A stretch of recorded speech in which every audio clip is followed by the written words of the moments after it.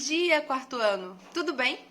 Bom, turma, vamos dar início à nossa nova apostila. A gente está vindo de uma semaninha de descanso.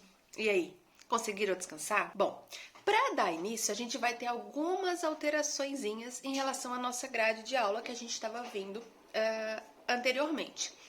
Antes, na segunda-feira, nós tínhamos português e artes. Agora nós vamos ter português e filosofia, para ficar mais tranquilo. Bom, o livro é esse. Nosso livro agora passou a ser verde, bem diferente. E a gente vai iniciar com português. Bom, o que a gente vai ver em português? A gente já abre ali na página 5, onde começa o nosso novo capítulo. A gente vai para o capítulo 7. Quem se comunica, descomplica. O que é a comunicação? É o ato ou efeito de se comunicar, transmitir ou receber ideias. Ou seja, eu quero que vocês fiquem sabendo de algo. Por exemplo, qual vai ser o nosso livro agora? Eu estou falando, estou me comunicando através de vídeo com vocês. Isso é um ato de comunicação. Conversar pessoalmente, enviar uma mensagem, enviar um e-mail. Hoje em dia nós temos vários outros tipos de comunicação, diferente das cartas, diferente dos telegramas, de ir até a casa de alguém para poder falar ou fazer a ligação no telefone fixo. A gente usa mais mensagem, agora é mais rápido, mensagem instantânea. Bom, ali no livro, a comunicação é essencial para a vida em sociedade. Neste capítulo você vai aprender sobre diferentes formas e modos de comunicar e se relacionar. A comunicação é um ato de se relacionar com o outro. Eu quero transmitir a minha ideia para vocês e vocês querem transmitir a ideia de vocês para mim. E um ouve o outro. Partindo ali para a página 6, esta página aqui, certo? Tem 3 tipos de comunicação. Esse e esse. E baseado nessas 3 figuras, vocês vão responder a primeira, a segunda, a terceira e a quarta questão.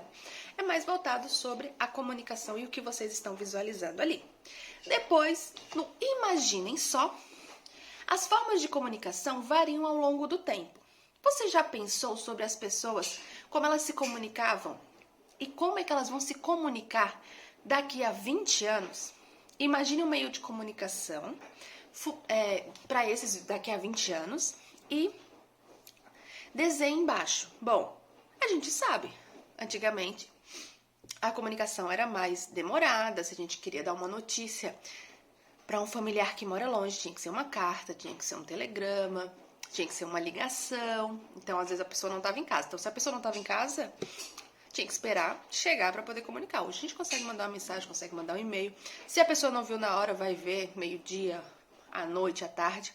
E como é que vocês acham que seria a comunicação mais evoluída daqui a uns 20 anos? Vamos pensar? Aí vocês pensam e coloquem ali na página 6 qual foi a ideia que vocês tiveram para essa comunicação daqui a 20 anos, tá bom? Agora vamos dar início ao nosso conteúdo dessa primeira matéria de português. Bom, o que a gente vai falar? Nós vamos falar ali na página 7 sobre o conto. Bom, mas o que é o conto?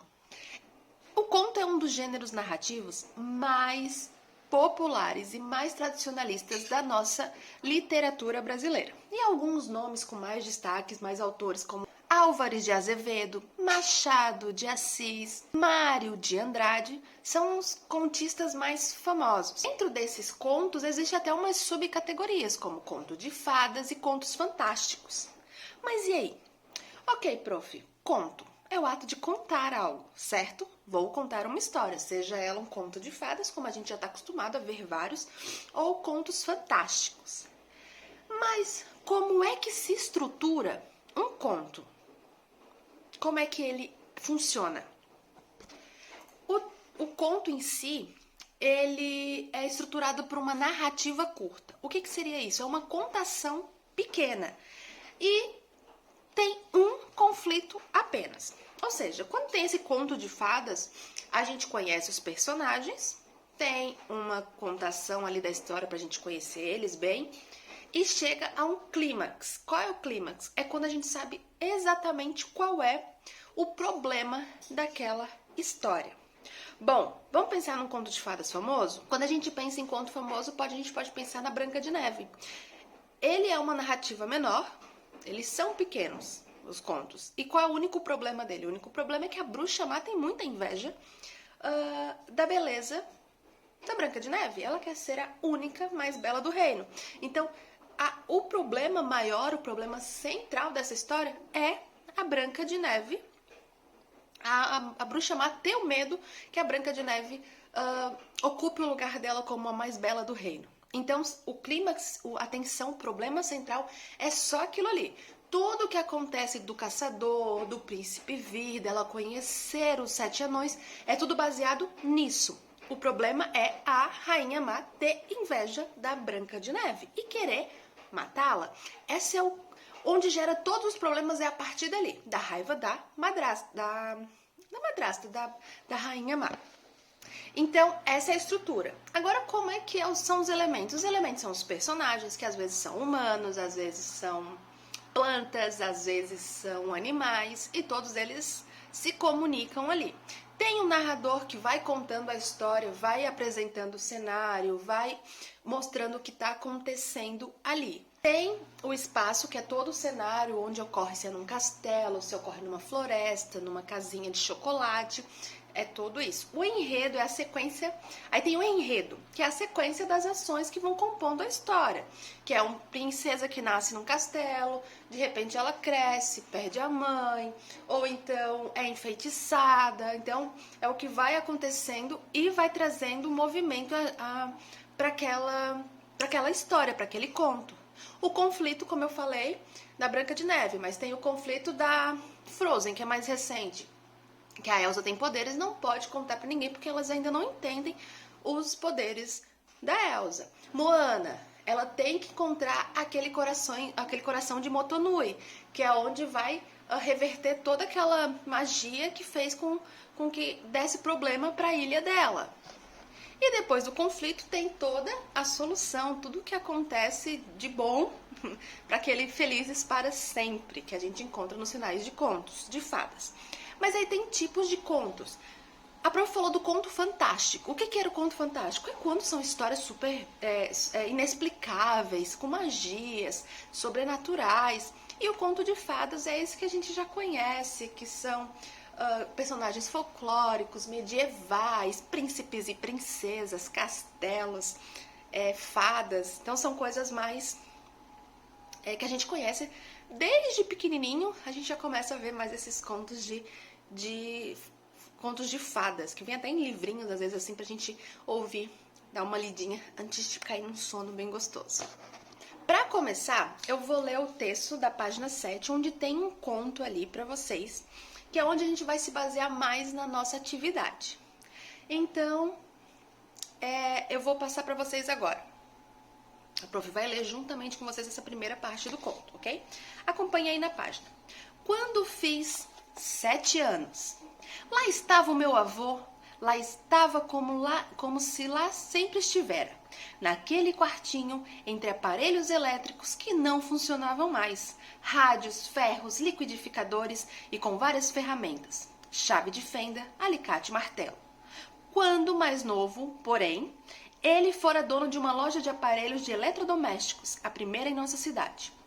Com ela, criando uma família de 8 filhos, depois, com o avanço da idade, suas limitações e doenças, foi se afastando da loja e, em seguida, do convívio social, recolhendo-se em sua casa. Ao morrer, minha avó aceitou morar com um dos filhos, que, além de um quarto para dormir, lhe cedeu o quartinho do fundo, onde lá ele passava a maior parte do tempo e que ele chamava de oficina. Era lá, na oficina, que eu ia encontrá-lo. Sentava-me num antigo tamborete, que é um pequeno banco, sem encosto, de couro, ao lado, diante de uma mesa encostada na parede e encimada por uma prateleira. Encimada que traz na sua parte superior, na parte de cima. cheia de latinhas e caixinhas de tamanhos variados, dentro dos quais estavam pregos, parafusos, porcas, ruelas, fios e arames. Sentava-me e ficava observando trabalhar. Às vezes o ajudava em pequenas coisas. Eu não entendia bem o que ele fazia, nem ele me explicava. Sempre fora de poucas palavras. Mas eu percebia, por sua expressão, que ele tinha dificuldade em fazê-lo e que isso o deixava aborrecido. Ele abandonava, então, por um momento, o serviço e dava um suspiro fundo, um suspiro de desânimo. Depois, olhava para mim e aí, descontraindo-se, sorria e dizia alguma coisa divertida. Bom, essa é a primeira parte do conto que vocês vão seguir com a leitura. Quando fiz 7 anos. Em seguida, vocês vão responder as questões da página 8, vão continuar com a leitura da página 9 e encerrar fazendo a atividade da página 10. Bom, lembrando, essa parte do conto a gente entendeu mais ou menos como é que é a estrutura. É um conto pequeno, uma história pequena, com narrador, personagens, cenário, tem um certo tempo e tem um enredo com conflito. Bom, e um conflito apenas, que se desenrola a história toda. Vocês vão responder as atividades porque, além da gente conhecer o conto e a estrutura, a parte das atividades é interpretação de texto. Fazer a leitura, prestar atenção para responder as questões que se pedem no livro. Tá bom, turma? Qualquer coisa, chama a prof. Beijos e boas atividades. Até mais!